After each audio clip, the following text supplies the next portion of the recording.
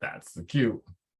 Okay, great. So I have two screens. So if I'm not looking at you, it's because I'm looking at the screen. So I know sometimes that is an awkward moment. But thank you. I'm excited to be here today to present on the development of memorandums of understanding. So I'm going to switch to the next slide and go over the agenda. And introduce yourself in a second. Yep. Mm-hmm. I know you. Sheldon knows you. Yes, that's the first thing on the agenda.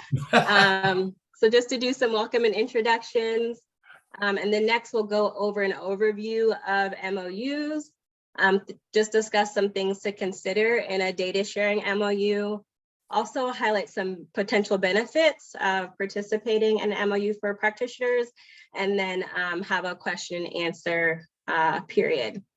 So I can start with introductions. My name is Julian Harp. I am a grants and contracts professional, but I actually got started in the programmatic space. I used to run a youth and workforce development program in West Baltimore.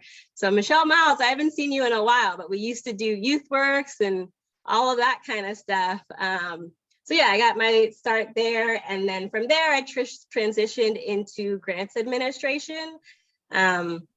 So my most previous former role, I was working at Family League of Baltimore, was managing the grants and contracts department. And in that role, I worked a lot with the different MOUs that Family Leagues has and contracts for services. And then in addition to that, the grants that are associated with the different grantees that Family League has. And now currently I still work in the grants management space, but I work for the federal government. And specifically, I work for the Mental Health and Substance Abuse Services Administration. So professionally, I'm a grants and contracts professional through and through. Personally, I grew up in Baltimore County. I am first generation American born, I'm Jamaican, and I live in West Baltimore with my cat. So that's a little bit about me. I would love to hear about everybody else who's on this call. I'm Sheldon Kaplis. I'm representing the Kaplis Family Fund today. Spent my career in higher ed fundraising for University of Baltimore and UMBC, and then was the regional director of community relations for Citibank. So I was on the other side handling their philanthropy.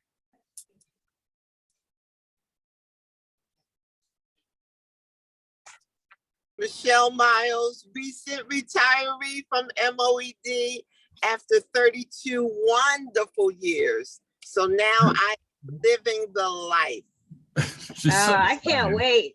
But yeah, definitely you have a long legacy, Ms. Miles. Thank you.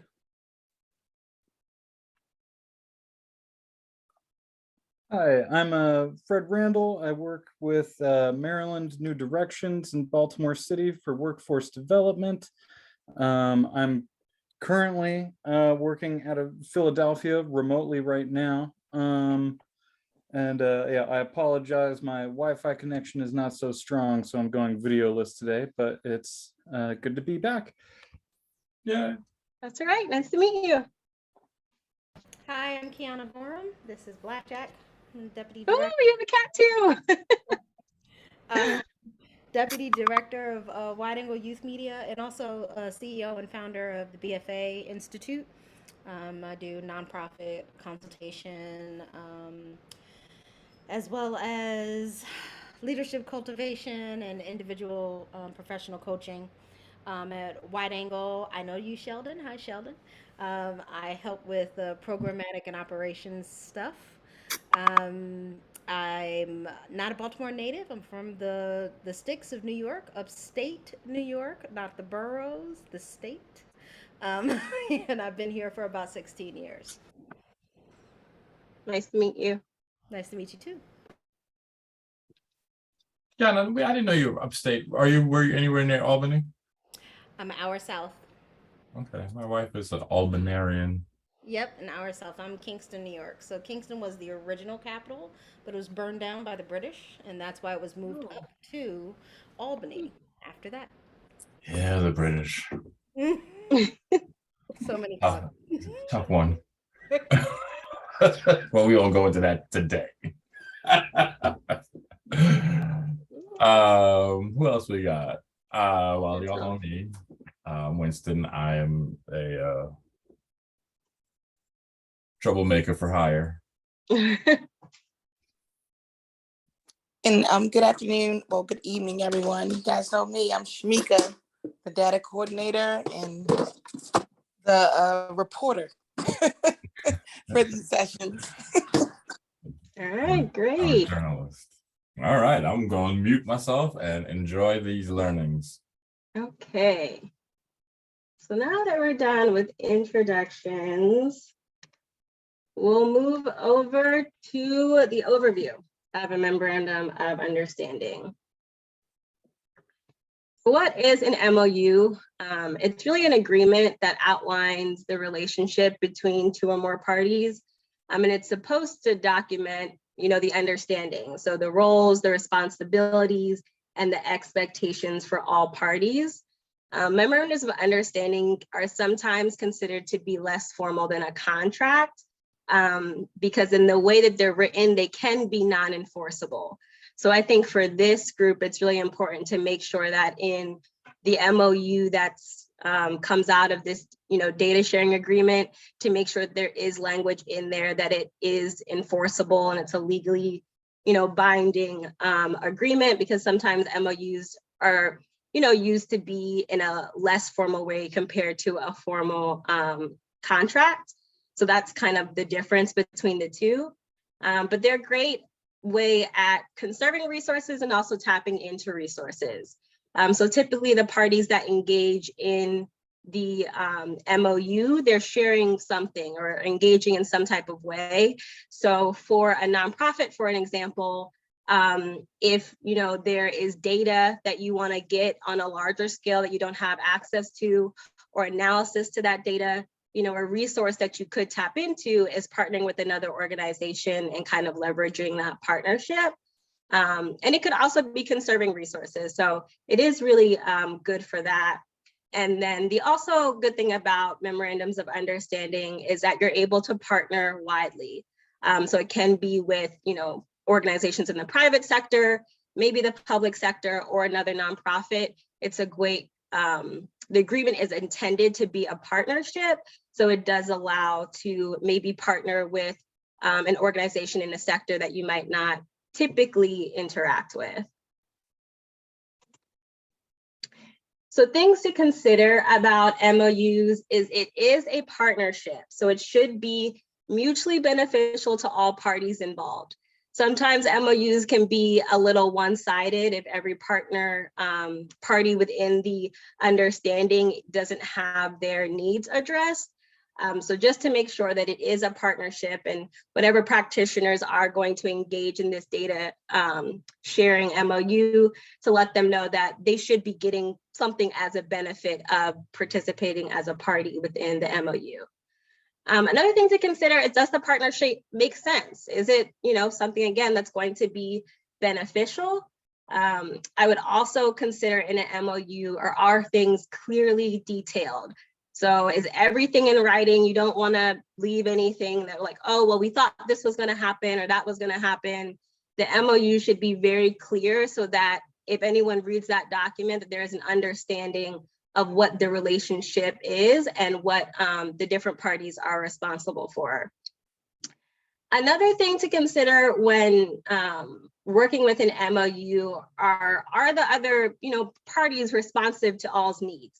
So it may not be a great indicator if you're talking to another party and you're suggesting ideas and every idea gets shot down, that there's not some discussion, or maybe you're trying to draft an MOU and the other parties are being unresponsive in the sense of not getting back to you in a timely way. Again, it is a partnership. So some of the process of drafting the MOU might be indicative of how the partnership will turn out further along.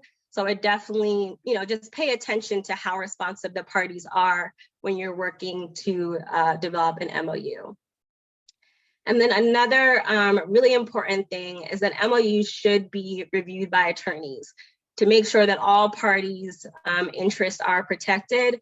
So like I said before, MOUs sometimes can be like very informal agreements, and sometimes legal advice isn't sought, but I think definitely for this, because data will be shared, legal advice should be sought after to make sure that, one, the MOU is enforceable, it does have that language, and two, to make sure that all parties are protected, specifically about confidentiality and privacy, that it is really important to make sure that there is a legal lens that is looking at a memorandum of understanding. So these are just some components of an MOU. It's not an exhaustive list, but these are things that I would suggest that practitioners make sure that they're paying attention to during the drafting process. So we'll go over these in the next slides, but just to go over them, the details of the parties that are involved in an MOU. So if it's bilateral and it's just between two parties, or maybe it's a multilateral MOU and it's between more than two parties, to make sure the details of who those parties are and also the contact persons for each party are clearly identified in the MOU. Also the terms, the purpose or objective, recitals, definitions, roles and responsibilities, the financial agreements of the MOU, the amendments, anything about the term, suspension, or termination of the agreement, the different signatures. So who is the signatory from each of the parties? So that's the person who legally is able to sign the understanding to, portray that the party has an understanding of what their outlined relationship is within the MOU. And then risk sharing and privacy and confidentiality. Those are things that the legal space usually looks at more than kind of like a programmatic development. But risk sharing is just, saying like, if anything happens, who is responsible? So usually legal takes care of indemnification, and then privacy and confidentiality, obviously with, HIPAA and different, laws regarding PPI, making sure that that information is in the MOU as well.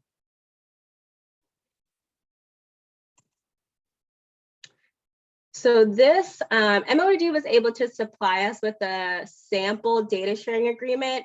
So on the next slide, I just took little screenshots to highlight some of the important pieces that are within an MOU. So the first is detailing of the parties. So the MOU should name the parties, and sometimes it does provide a little like description of what type of organization the party is. In the MOU that was shared, they didn't necessarily provide a description like the one that I have on the screen that says a nonprofit organization headquartered in Baltimore, Maryland, but it does name who the data requester is, which is the Maryland City Council of Baltimore, and then also who the shortened name for the Maryland Department of Labor Division of Unemployment Insurance. So it is, really important that it clearly states who the parties are within the agreement.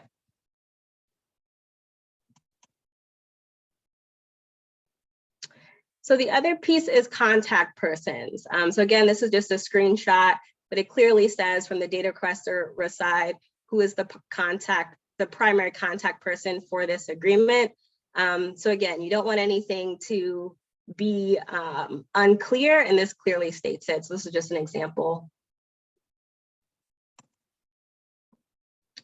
Now, the purpose or the objective should always be in an MOU, and that describes the overall intent of the agreement.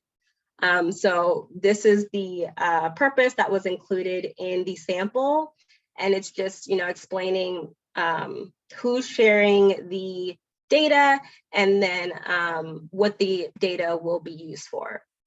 So it says it'll be used to comply with local performance accountability under the Workforce Innovation and Opportunity Act and other federal, state, and local government or local grants.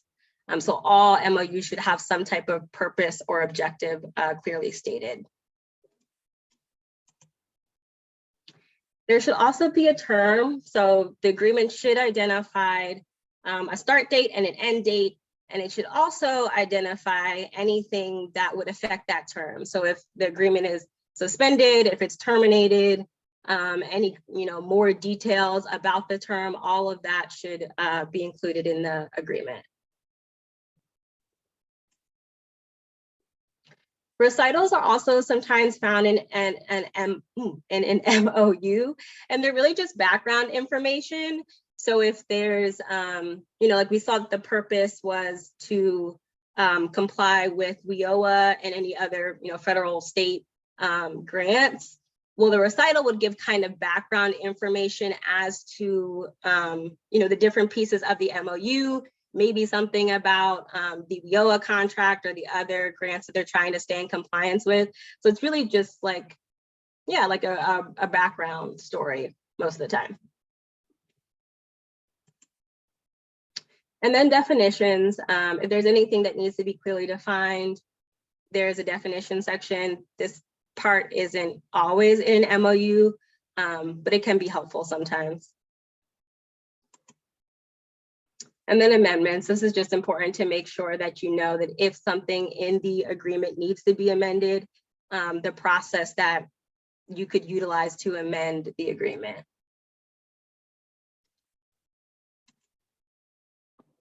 And then financial agreements.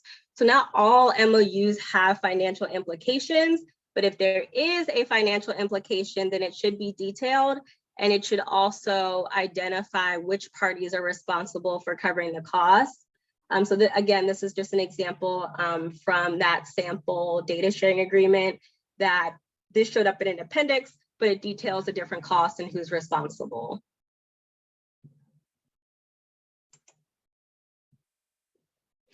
MOUs, and this is the most important piece, is it's really the purpose of an MOU is to define the roles and responsibilities.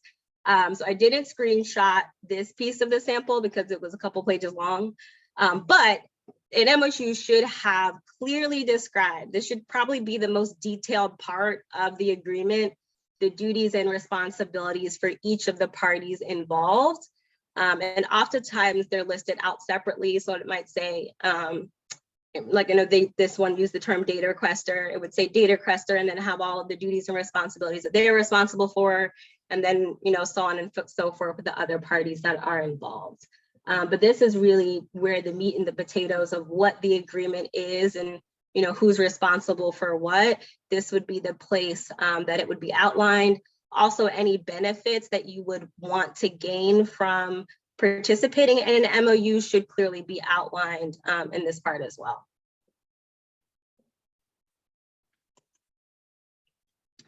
And so this is what I was getting to earlier, that sometimes MOUs are not enforceable. So luckily in the MOU that was provided, there was legal language in there about the enforcement of the agreement. And so I would just, make sure that in whatever MOU that is being drafted, that there is legal language in there about the enforcement of the agreement, because again, sometimes MOUs are considered to be more informal than a contract. And also this is just important because you want to know if, one of the parties doesn't uphold their end of the bargain. If you don't have something that says it's enforceable, you're kind of, between a rock and a hard place. So this is additional language to make sure that, everyone's held accountable for what they are supposed to contribute according to the agreement.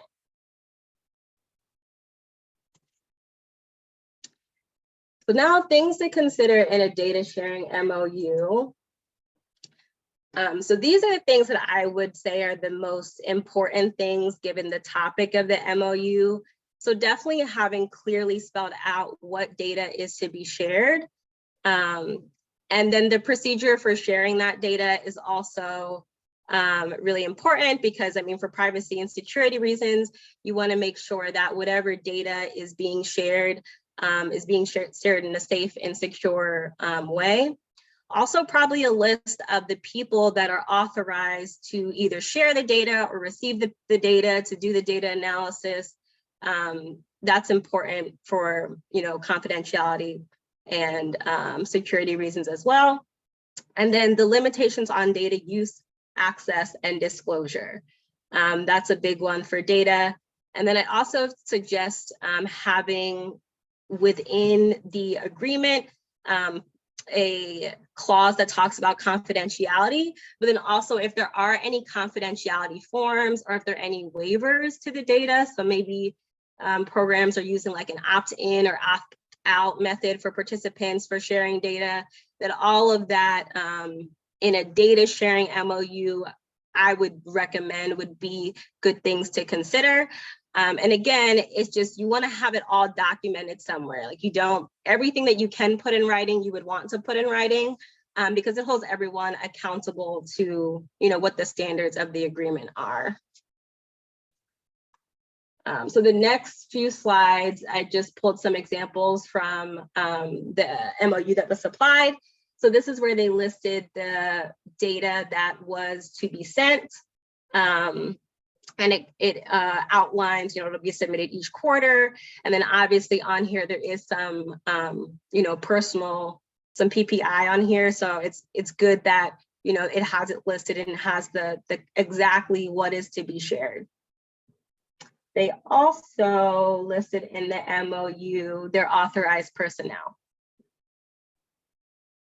So this holds everyone accountable that there shouldn't be people having access to the data if they don't need to have access to it. It really should just be the people that are authorized based on this agreement, which goes back to the enforceable clause that we saw. It's good to have that. So if there's someone who's accessing data that's not supposed to be accessing data, we can point back to the enforceability of this agreement.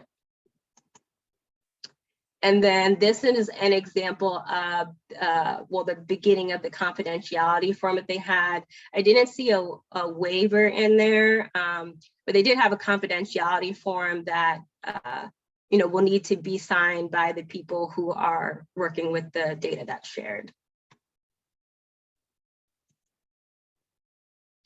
So now we're moving on to benefits of an MOU for practitioners.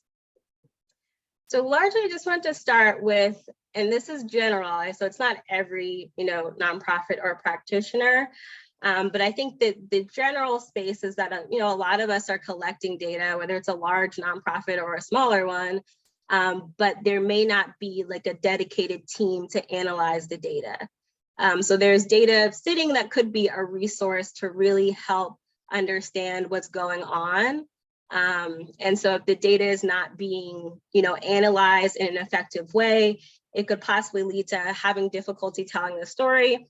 So when practitioners are, you know, seeking funding or wanting to, you know, just highlight the things that are happening within their programs, it might be hard if they can't adequately analyze the data that they're collecting. Also, you know, sometimes not being able to analyze the data impacts the understanding of the impact that the organization and their different initiatives are having. And then also not having that data analyzed, it may be more difficult to identify the areas of success that an organization is having, but also some areas of improvement that they might want to work on.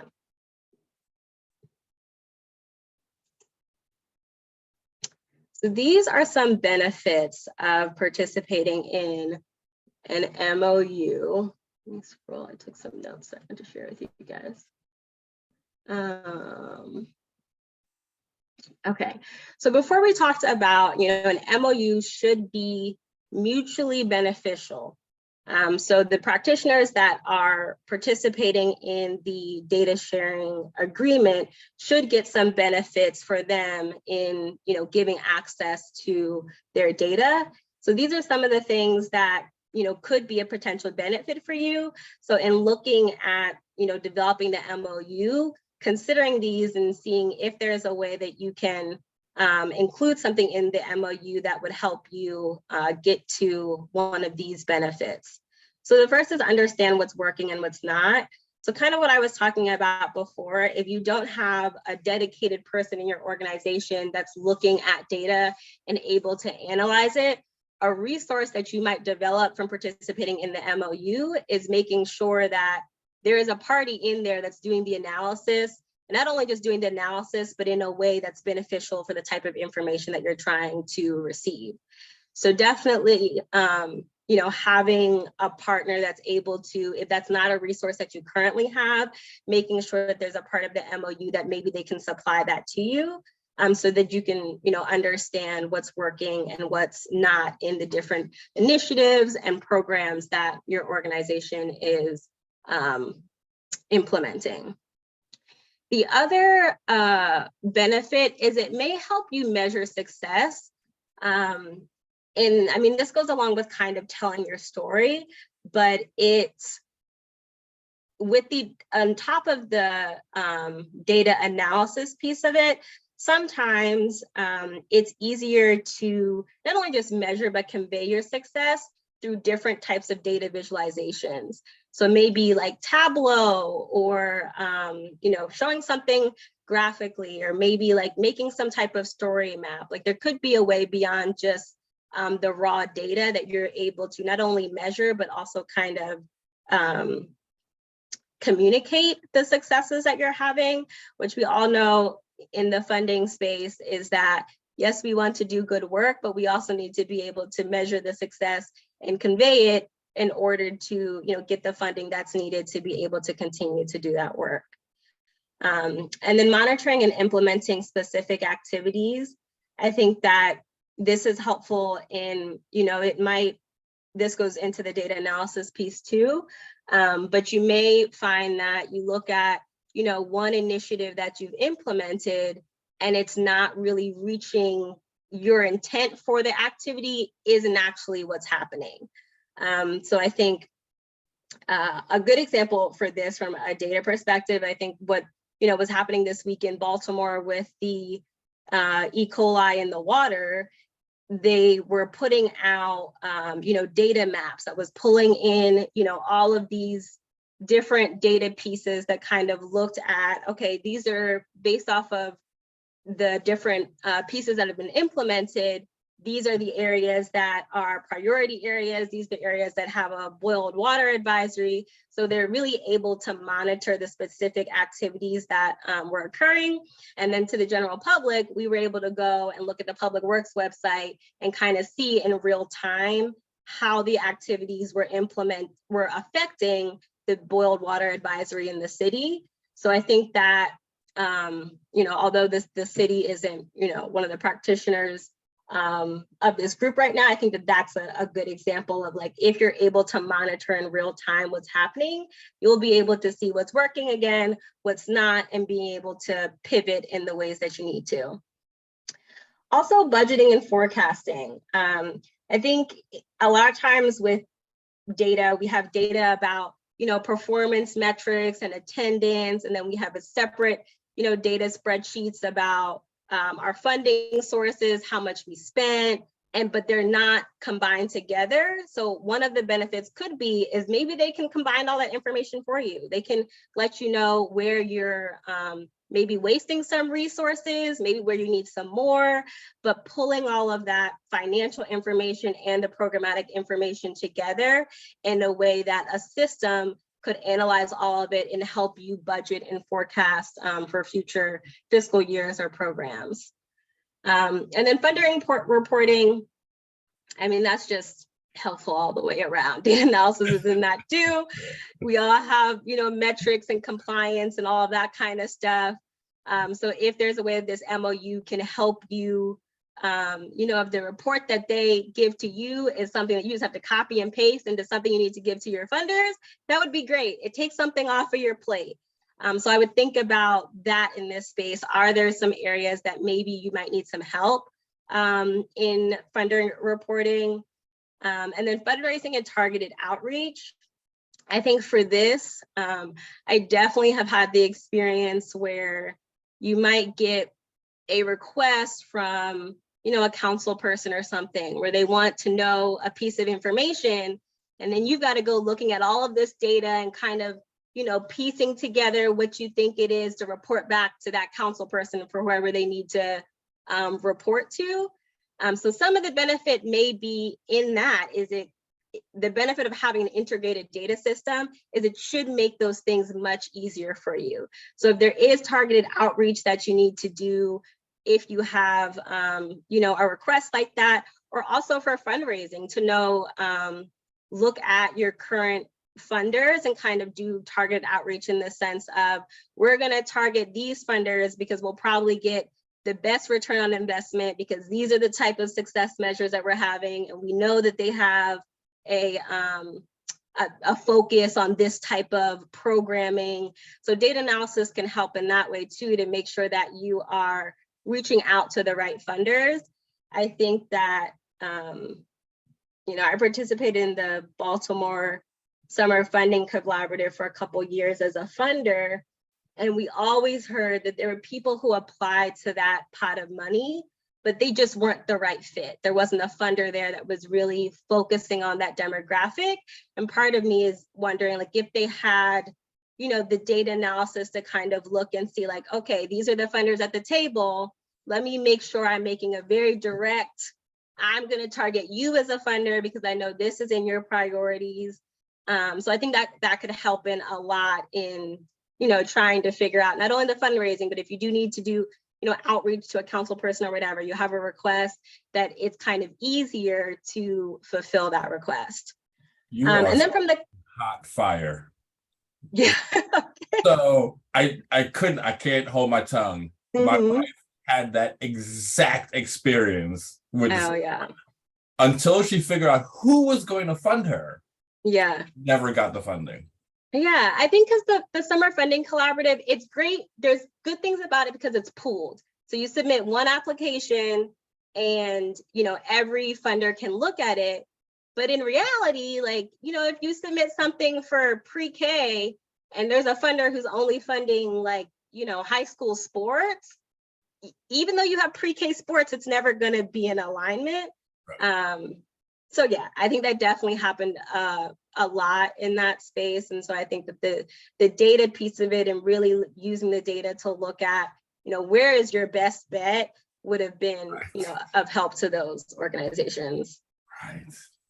And then compliance. Compliance is a big one because every grant has some type of, you know, regulatory thing about what type of system you can store data in, how it can be shared, you know, how long you have to keep the data. So if, you know, you're an organization that kind of struggles with those pieces of management of different grants and contracts, maybe this partnership will be helpful for you. Maybe, you know, there's a way to incorporate record retention through the MOU or something like that. So I think if there are compliance areas that you know that maybe your organization is lacking on, or maybe you're the organization within the party that's able to help others.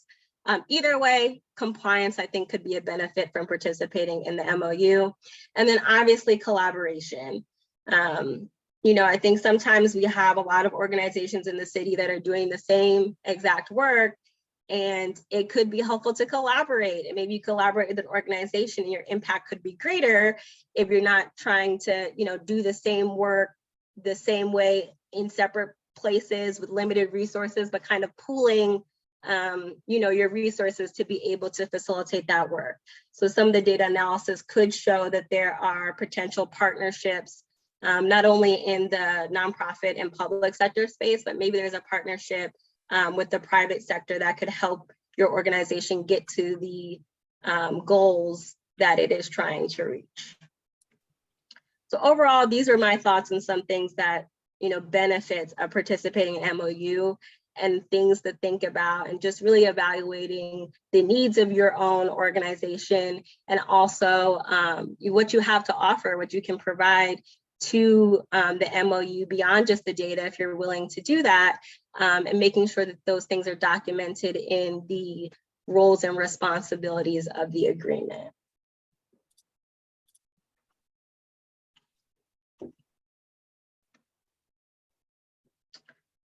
That's my overview for MOUs. You know, the overview of the MOU, some things to consider for a data sharing agreement, and then some things that, you know, things to consider as potential benefits of participating as a practitioner. So now I'll open it up to any questions that the group might have. Well, I'll just make a comment. It's literally like you were at every session. Oh, really? Oh, that's good. Your list of recommendations are our list of recommendations. Oh, well, that's good. There's alignment there. It's ridiculous. It's amazing. Well, I'm glad, because I feel like, I mean, we all know the nonprofit space and funding and what it, some of the barriers. So if an MOU can help you address some of those barriers, I would say put everything out there. I mean, obviously MOUs are always, looked at from a legal lens, but ask for the stars and hopefully you get it. And hopefully it helps you, benefit your organization and the people that you're impacting. But that is funny. I'm glad it was I thought this was a great presentation. I have not been on the other meetings. And so for me, I mean, I know about MOUs, but the way that you put things in perspective, it was just wonderful. So first, thank you.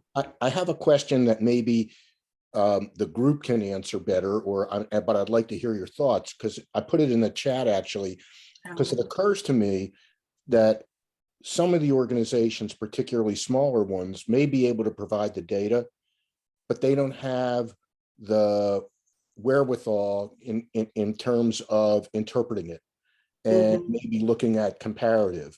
And I'm curious whether we will be able to offer that kind of technical assistance.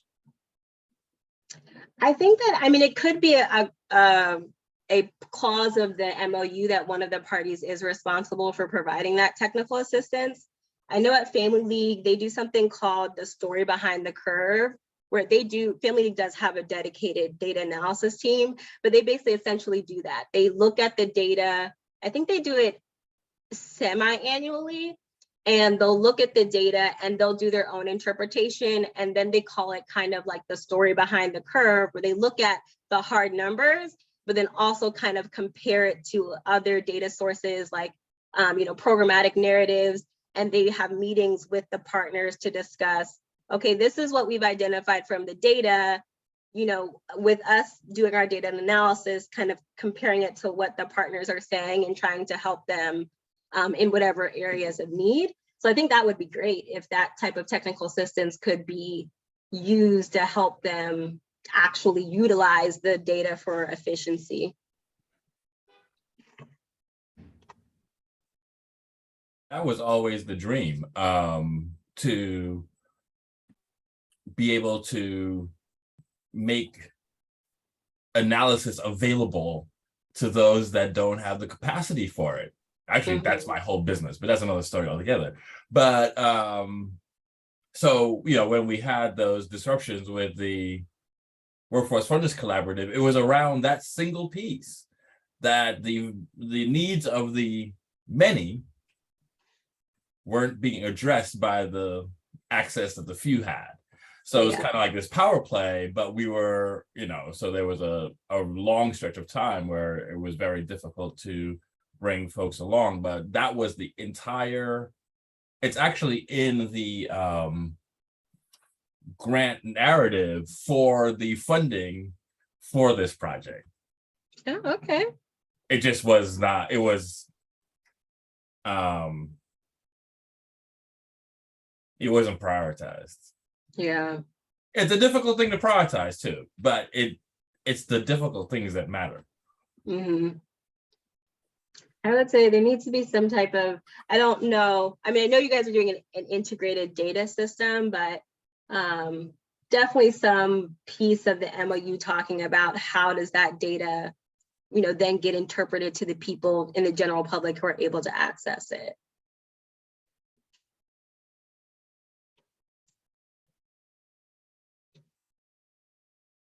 Oh, I do. So yes, Tableau is a data visualization tool. There's also like the example that I gave about the water advisory. That's another one. It's called, I think it's called ARGIS or RGIS, but it's like a mapping one where you can overlay, neighborhoods, different indicators, and you can visualize the data that way. I'm not a data person. I know there are a whole bunch of other ones, but I do know Tableau, and I think it's called ArcGIS. I just dropped in the chat because at first glance, Tableau can be a very expensive program, but they do have license donations for nonprofits that operate awesome. in a budget under 5 million. So rather than like, I think for like a personal account, it's like $70 a month. For one license, it's like 74 for 2 years. So, and you can do some great stuff with it. I'm paying full price for Tableau, but good return on it. I've been using it. Actually, just a story for everybody. So back in 2011, when I started working at the Center for Urban Families, they had their data collection system, and not unlike what you were sharing, Jillian, there was so much information, and they did have dedicated data administration, but they had no dedicated analysis. So there was somebody watching the data system. So then when I got in there, I was like, I don't know what you all are doing. So I started watching a bunch of TED Talks, and I saw some dude talking about, like, women's rights in a country in Africa. And I was like, what is that thing he's using? It was Tableau. So I got a demo of it, and I did a data dump of CFUF's entire data system, pulled it into Tableau, learned how to use Tableau, and then went to the next board meeting with Joe, and I said, I think I have the answers. Yes. And I was able to answer all their questions with this one tool. And that's awesome. It was just, and so one of the board members, Amy Klein, was like, Joe, do you own this? And he was like, I guess I own it now. Giving me the side eye, like I just spent $4,000 on my third week at the job. But listen, dude, they made out. Yeah, it works. Yeah, it's an easy way to not just analyze, but also, like you're saying, to have it be digestible to other people. Kiana, have you I'm calling folks. Okay. Because I'm interested in, Kiana just has great thoughts, so I'm always waiting for her to say stuff. Why do you do that? I don't know, because I just got called out, called to the table. You think about things in such an interesting way. Just be a better person. That's a nice way of saying, Kiana, you're really weird, and I'm entertained by your processes. Well, we're both in the media business too, but that's another conversation. Yeah. I really just sat in confirmation of all the things that we had been working on and talking about and working through. So, but also taking away bits and pieces of your wisdom for the MOU process, just for Wide Angle in and of itself. We run into a lot of problems because of the way that the MOUs are written, and sometimes have delivered a product and have to fight for payment of that product. So it's interesting to be able to go to a legal team, because we don't have an internal legal team, and be able to say, we need for this to protect us. Because the way it's written now, it does more protection of the client than it does of us. So I think the mutual protections part is just really so important going into it. And I guess removing the idea that being this part of the process is the bad part that happens a lot in these conversations. Like, oh, this is the MOU, and We don't want to have to do this, but we have to do just removing that stigma from it and having it be looked at as a document that offers mutual protection and an opportunity for open, transparent accountability for grown folks to do what they said they were going to do. Mhm. I think that that would have people go into that MOU negotiation process with a lot more calm, and also not feeling like they're being gypped by something. If it's clear, that type of thing. So those were my thoughts, Winston. Thank you. Those are good thoughts. See, I told you. Yeah, it's definitely a process. And I do think that a lot of times we just like want to get to the work and get the formal stuff out of the way, but it really does lay the groundwork for the work down the road. So if, there is that diligence put into whatever type of agreement, whether it's an MOU, a grant, a service contract or whatever, it really is the base for what's to come. So I definitely agree with that. If that kind of stigma is removed, it'll help down the road in implementation.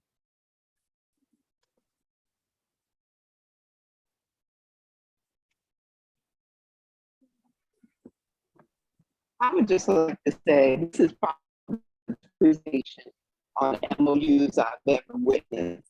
With YouthWorks, we always have an MOU with the work sites, and something that I inherited. So I really didn't give any real thought to it. I might have changed a word or two, and we would have to send it to the law department. But now I've gotten a real understanding of what it should be doing for this. I spent about 8 weeks with them, so I'm compiling a report of some of my observations. So this is like a pseudo late observation.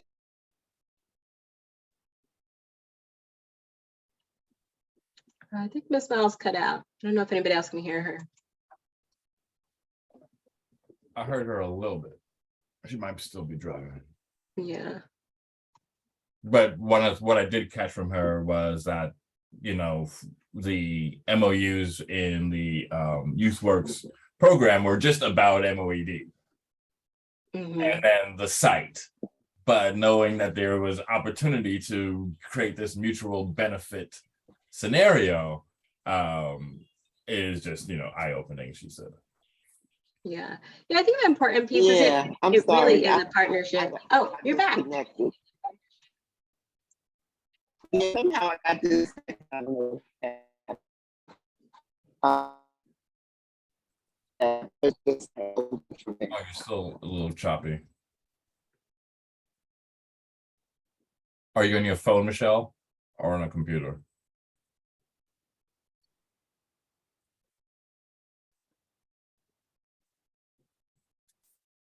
Yeah, I think it may be some connectivity issues.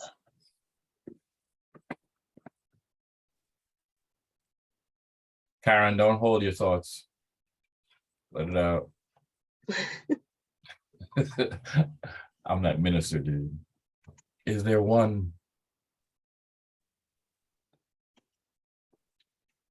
Not is there one? Well, I could say from being in the programmatic space, like when I saw, I wasn't the one signing the MOUs, but my mindset was like, okay, we got to sign this thing and then we can start the YouthWorks program. But even like me being in that space, I didn't have, the knowledge of what an MOU was supposed to be. I think then kind of transitioning into more the funder space and working in MOUs with different capacities, I was like, oh, no, we didn't just have to sign that. We could have, tried to get something out of it. But I think a lot of times you just, want to, in the nonprofit space, you want to get a resource that's funding or something else that sometimes we don't really just kind of sign something and not actually think about it. So I can say I definitely was one of those people who's just like, okay, it's signed. The work can begin now.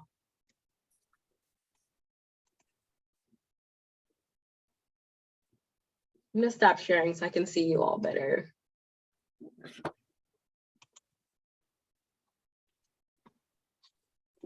Okay, there we go. Okay, there's a game today, is there? No, you got your purpleness happening, Michelle. Is there any other color? That's all I want to know. So let me probe a little bit. Maybe so based oh, you know what? Jillian, if you don't mind putting that slide up, Oh, second to last. yep.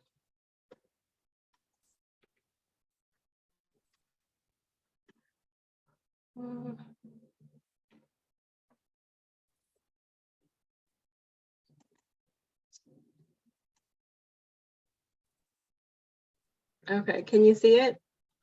It's coming.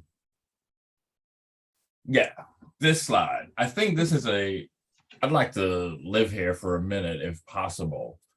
You know, some of the things that I recall this group talking about early, where we started talking about having an integrated data system, like what's the point if you can't use it for, you know, improvement?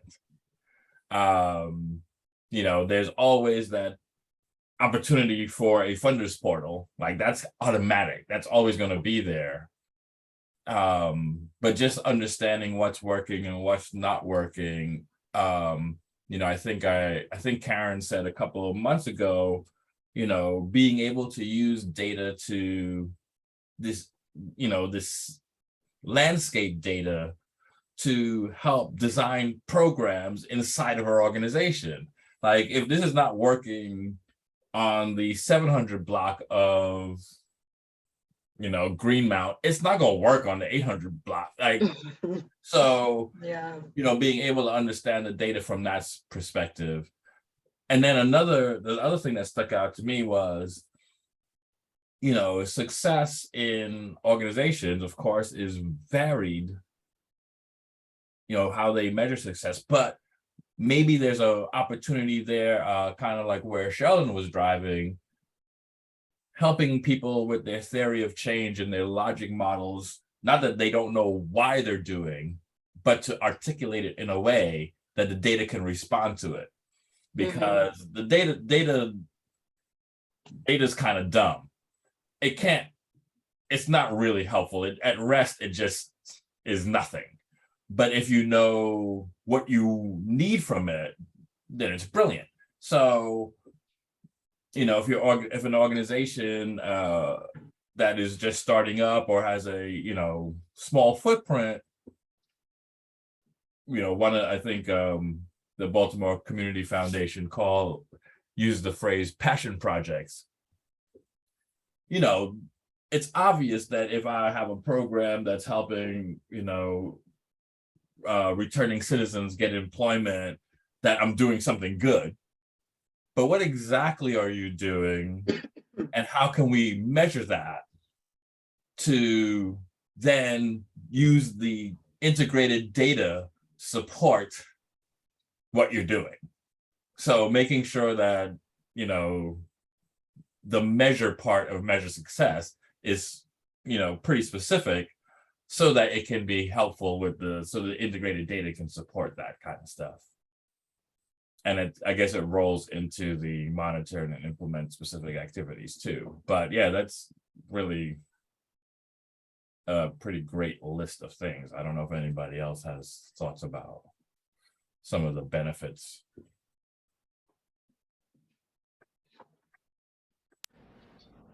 Potential benefits. No, there's certainly a ton of benefits to be had once, you know, an organization starts analyzing their own information that they collect. I mean, rather than just using it as a to satisfy, you know, requests. You know, it came to mind. It was exactly the first time I'd shown anyone at Maryland New Directions, you know, a Tableau map that I created of, you know, the city of Baltimore and where all of our clients were from, zip code by zip code. And, you know, folks were for the first time kind of able to see visually, you know, that our services were a lot more Grace! than we realized they were. Where is Grace? Go get her. Yeah, the geo mapping is, especially where you overlay it with other available information like Mhm. Census data. It really, it's confirming. Folks that are running organizations kind of know why they're doing it, like I said before, but to confirm that, folks are coming to the Center for Urban Families from the bus lines that end at Mondawmin Mall. We were able to know directly that one of the biggest issues where we weren't able to serve people that couldn't get there on public transportation. Mhm.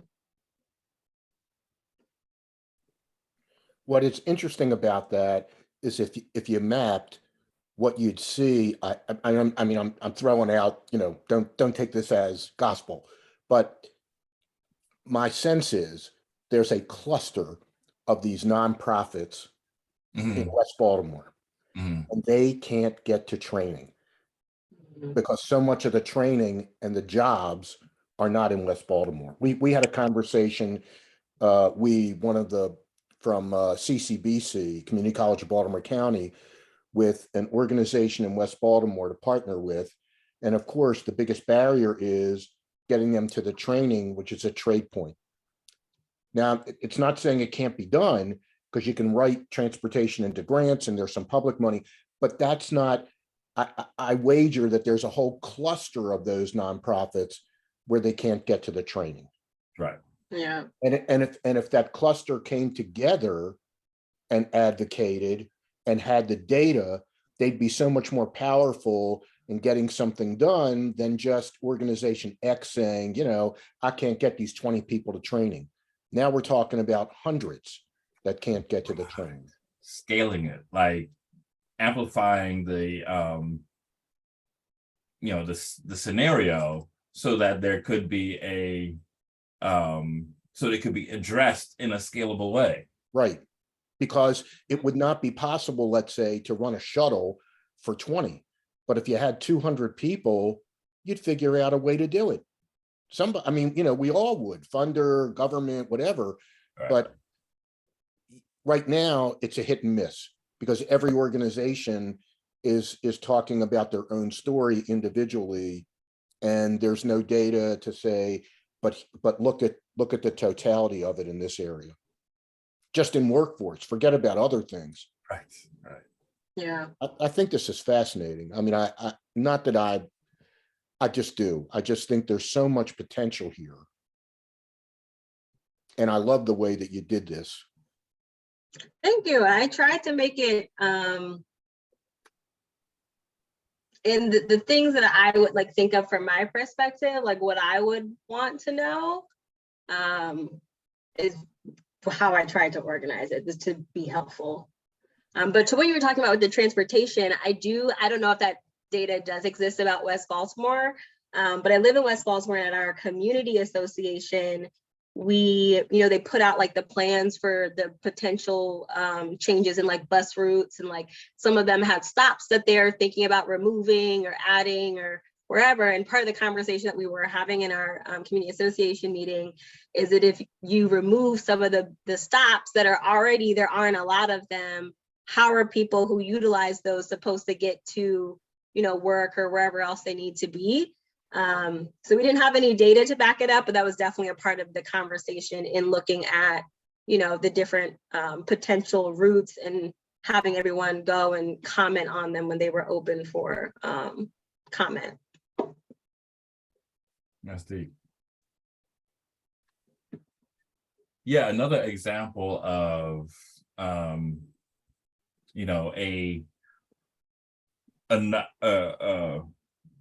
don't know, I want to call it not so straightforward, but another use of data that is outside of just regular programmatic reporting from an experience we had at the Center for Urban Families was really around child support. And that's the CEO's passion is, fathers. And, he he came to a conclusion. He said, Winston, I think I know something. Can you prove it? And what he thought he knew was that couples that were in committed relationships that had a child in common that they were trying to take care of, for the benefits to be available to the mother, the father has to make that deal with the state. Here's my social security number, and I'm going to make child support payments. But in the short term, those child support payments don't actually translate to if they were working together to support this child. Because once the state gets all the money, it's a whole other mess. So we learned that if you were able to make a deal for these parents, and instead of going the child support route, giving them, financial education, coaching, and all these other skills, that they would be better off than this really strange relationship with the state and child support. So we did all kinds of regression. We did all kinds of analysis, and we were able to come up with enough data to have one of the state senators, who is it? I can't remember his name at this time, but, create a pilot in legislation to test this theory out. But, as you were talking about the bus lines, it's having that aggregate data that can move policy, even though that's not the intent. But if it comes up, you can use the, IDS data to at least provide evidence of an idea. Well, didn't you also prove that if the man was incarcerated and the child support continued to accumulate, Oh yeah, once he got out, he could never pay it back? never pay it back. Right. Never pay It's it back. ridiculous. Mhm. And we did create like our own little mini IDS. I was pulling data from the Department of Corrections, from everybody to validate this idea.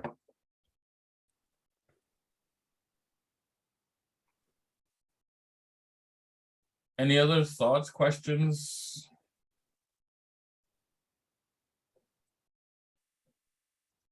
I mean, you drove this thing straight through. I mean, Oh, God, it sounds like obviously I've heard a lot about the other sessions that you all have had, but it's nice to know that, they've really been productive and you guys have really been digging in deep. So I hope that the MOU and the integrated data system, I hope that it's everything that we hope that it is. so, just to support that concept of how it was so interesting, it felt like you were at every session, was that, we started with what are integrated data systems? Like, what does that mean?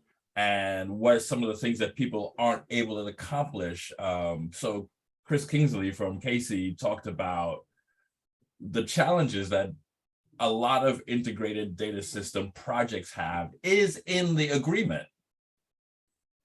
Because the state or some, university or something comes up with a great idea.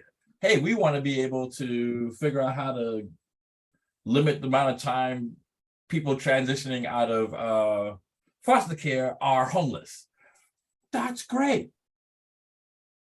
So they pull in the data and they do solve that problem, but the data could be used to do so many other things. So that's one of the things. That was the first session. The next session was around, public data, how to, what are some of the ways that we can benefit from different projects like the Baltimore Neighborhood Indicators Alliance and those kind of things. and that was like monitoring activities, like how do you know what the youth are doing. I mean, he drilled in on, you have to ask them, let them speak for themselves, stop pretending you know what's going on. Mhm. So many of those things really help to bring what some of these benefits are. There was a lot of collaboration. Karen talked about collaboration from day one. And in the session we had with Al Essien about governance and how to form a group that has a purpose, like, what do you call it? One of the pieces that came out of that was, it's hard to partner with, and I'm paraphrasing because I don't remember exactly what he said, but it's hard to partner with jellyfish. You kind of have to put something together that people could actually see how they fit in. How do these things go together? But it can't be this really nebulous amoeba with good intention, but just getting those structures together so that there's some way for people to connect. So yeah, this is really great. Good.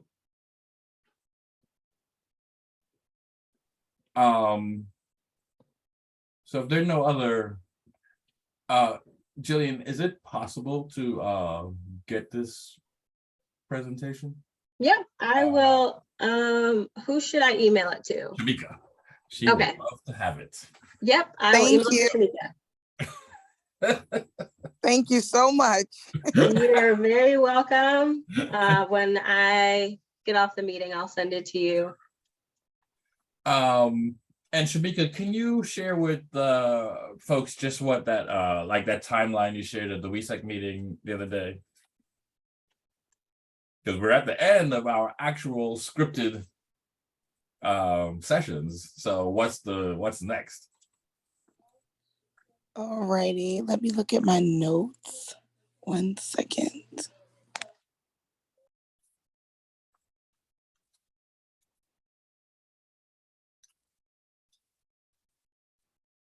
But you did a great job. I told you that, but I still remember how concise your schedule was. I was like, man, I feel like we can accomplish something the way you said it. Let me get this up and running, my notes, and then I'll be able to read it word for word. The timeline. 1 second.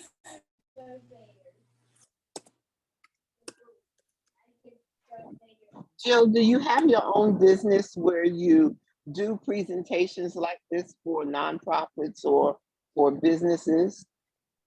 I do not. Yeah, no, I don't. But I will say I have. I've been doing some like consulting work with Family League and like the training and development space. So probably over the past year, I've put together a lot of just training development type materials. But I should really think about it. I should definitely really think about it. I'm saying, if you could do this in 60 minutes, please. Wow. And you're so concise. It's like, yeah. Well, thank you. I really appreciate the feedback. Because it definitely, and like, I feel like we know these things, like we know the nonprofit landscape, but it was definitely an exercise for me to think about, okay, take what I know and put it in something that, makes sense. That's not just floating around in my head. So it was definitely, I enjoyed prepping for this and the conversation. Yeah, it was definitely great. So thank you for the feedback. All right, so I'll excuse my son in the back later. All good. Some updates of where we are right now. So following our last meeting with Sean and Dan from Kapauza, we're still working on the branding and the messaging of WIDS. And so they've started, of course, working on the project. They have an end date, completion date, of December the 15th. And right now they're creating a creative brief to present to us as the subcommittee, the governance subcommittee for WIDS, based on the information that we all went over during the last session. So all of the when they ask the questions and speaking on, like what comes to mind when you think of WIDS and things like that. Collectively, they take it all of that and they're creating some good stuff. As of right now, of course, following this session, we anticipate having the MOU created and having it approved by City Legal by January 15th. And I'll be forwarding over the draft of the entire report to each of you within the next few weeks. And the goal is to have a completion date of having the report finalized while working collaboratively with you all by November 7th. John and I, which is John Speeding, he's also a member, he's a data analyst for MOE. He's also a member of the WIDS Governance Subcommittee. And we've been doing weekly meetings with Derek Edwards, creator of AGS Prime. And so we've been meeting with him to administrative training. And while doing this, we are actually in a process of creating WIDS 1.0. The foundation of it being on the Commerce performance metrics provided by MOE. And it's based on the feedback that you guys gave us. So I really appreciate everyone's contribution to this project. I'm so excited to see unfold and all of the hard work that the past few weeks. We actually get to see a product, we get to see a design, and yeah, we get to see our hard work. So thank you all so much, presenters and Yay. Thank you. So yeah, we're barreling down the ramp now, and Shamika and I are gonna, like she said, spend some time trying to collate all of these recommendations from all the sessions and get some feedback from the task force about that, and then share with the practitioners, get some broader feedback, and then move on from there. So, well, folks, if there's nothing else for the good of the order, I really want to again thank Jillian for just coming through blazing with, just as we say in the community, spitting hot fire. And it's just been great. Thanks Sheldon and Fred and Michelle and Shamika and Karen. And who else? I think we have everybody. And yeah. So you'll get some emails from us from what's next. And have a great evening. Thanks. It was great agreeing with anyone. Have a good evening. Thank you. Bye-bye. Thank you. Bye. Bye, everyone. Thank you. Bye. Bye.